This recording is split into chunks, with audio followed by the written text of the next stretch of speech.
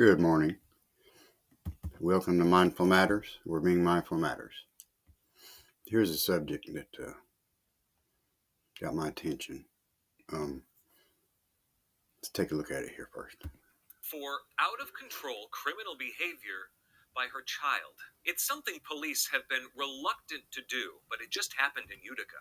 A rare arrest, and police did it to prove a point and get other parents to exert more authority over their children. This week, police arrested 36-year-old Nutro Muhammad.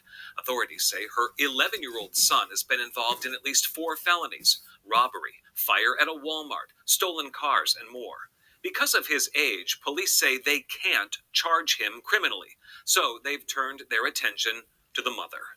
Late today, Utica Police Lieutenant Michael Curley and I talked about some of the specifics of this case, why police and prosecutors took this very rare step, and what they're hoping comes of it. All right. 11-year-old child.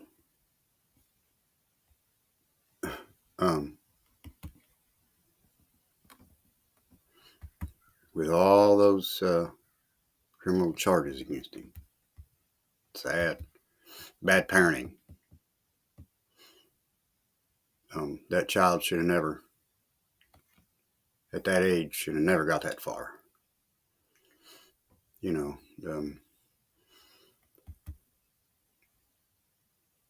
It's hard to say if it was, if she condones it, his actions, or,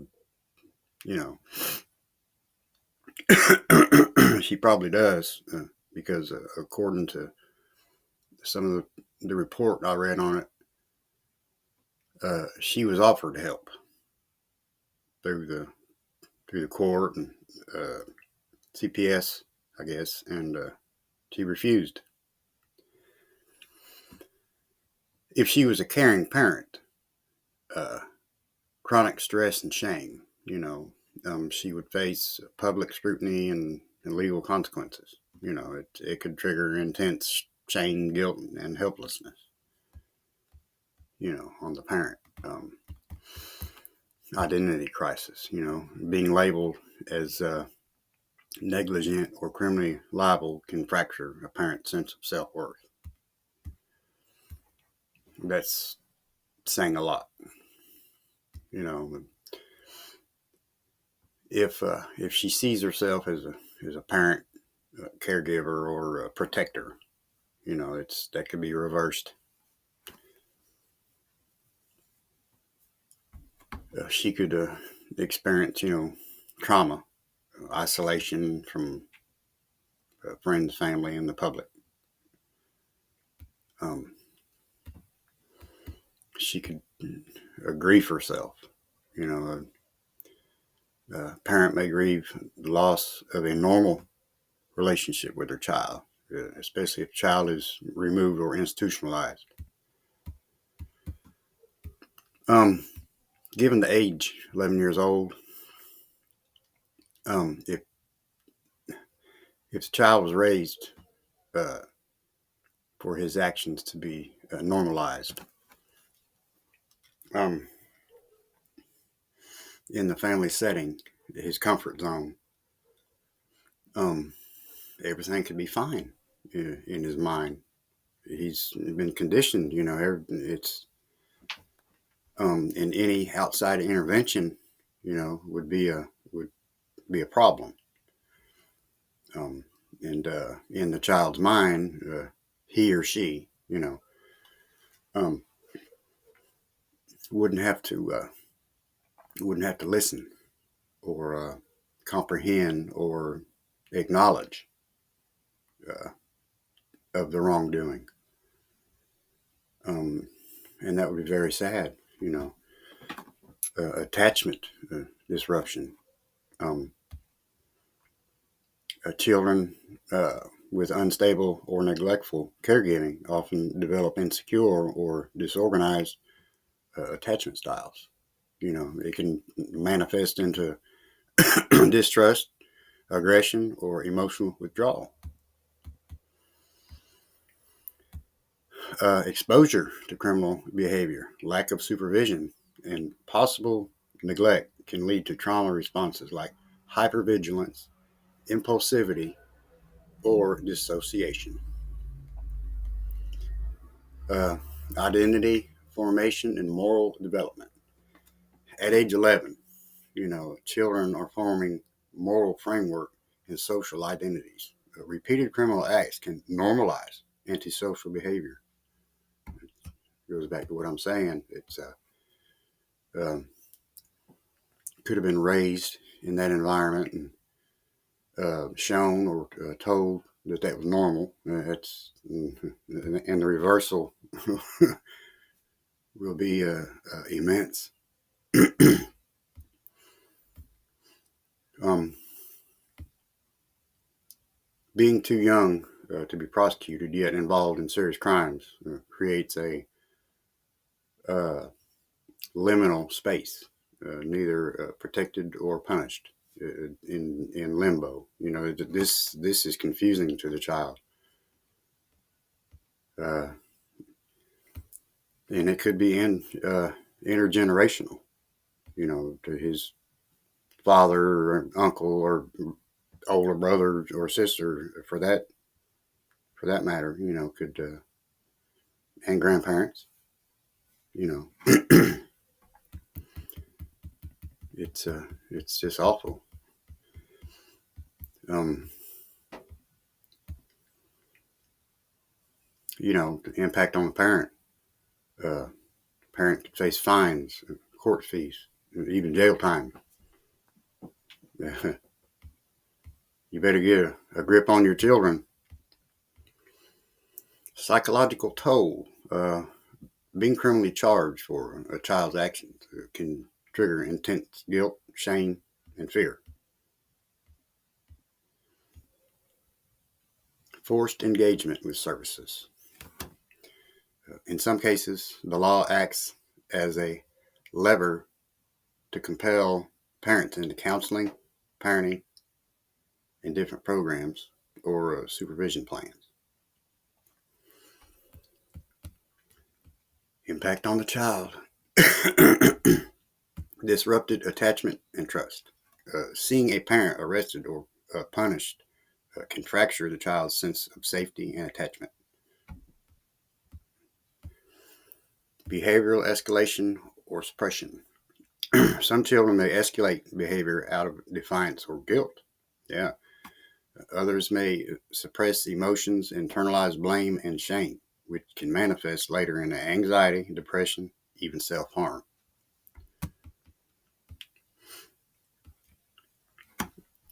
Systemic alienation. The child may be removed from the home, placed in facilities, or monitored more closely. Without therapeutic support, this can reinforce a defiant identity and deepen trauma.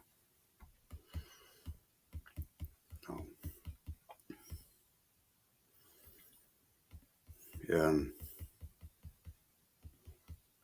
it's, in my opinion, it's a parenting skill. I mean, it says that she was offered help, in the past, and she neglected that. So that's not caring. It's not parenting. Um,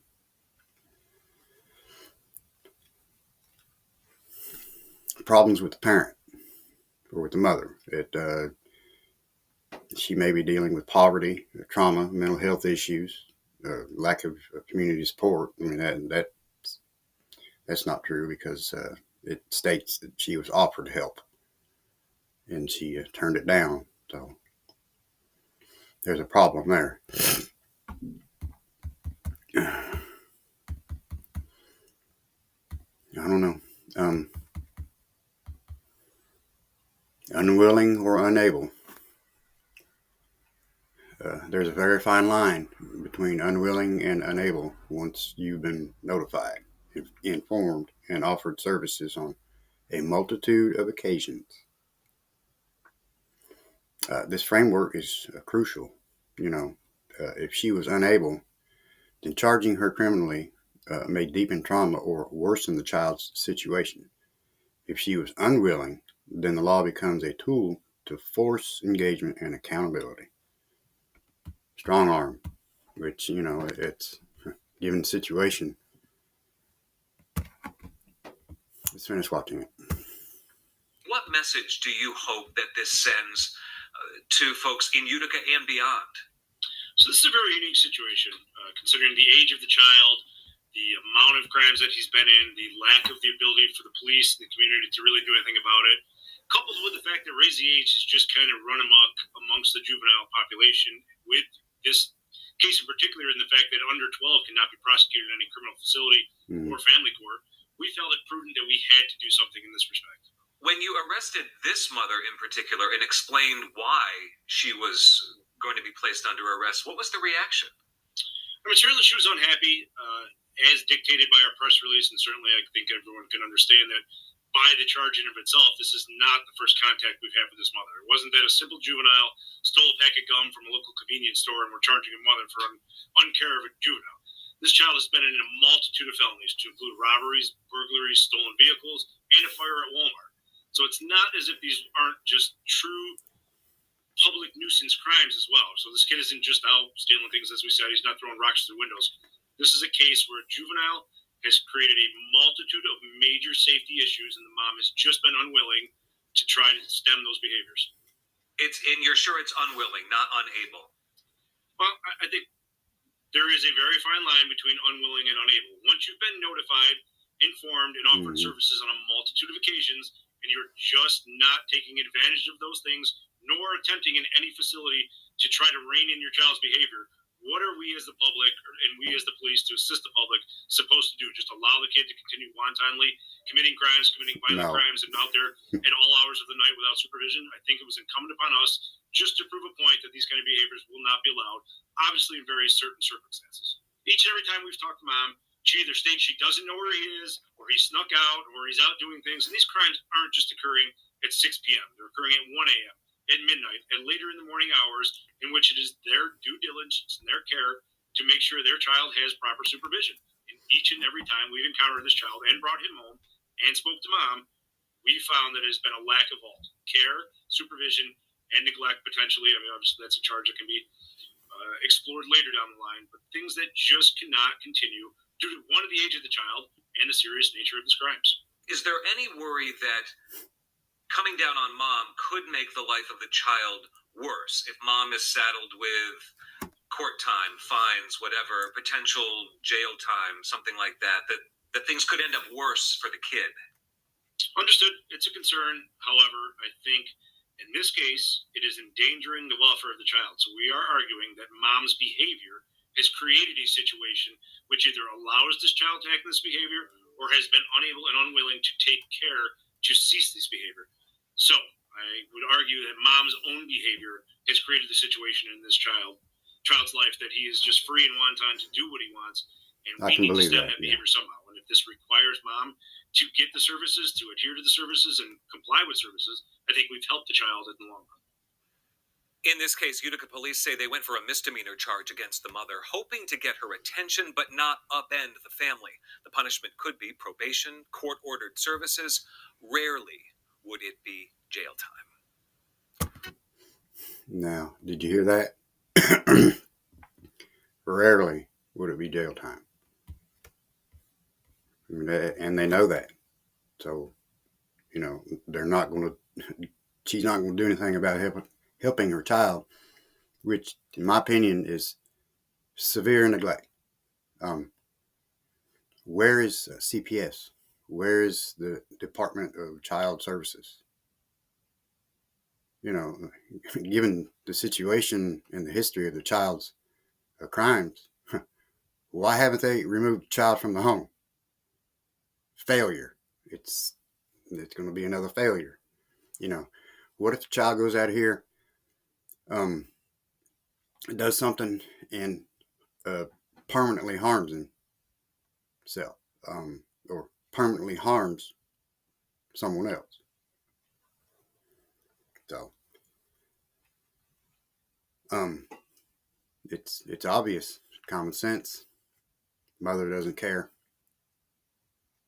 and that's very sad. But like I said, where's CPS? Where's the Department of Child Services? Failure on the state, failure with the mother. But and they know, rarely, states rarely would they be charged with a felony. Instead of misdemeanor, that's a slap on the hand. Get a grip on the child. Bad parenting skills. Well, everybody have a good morning. Stay safe and peaceful.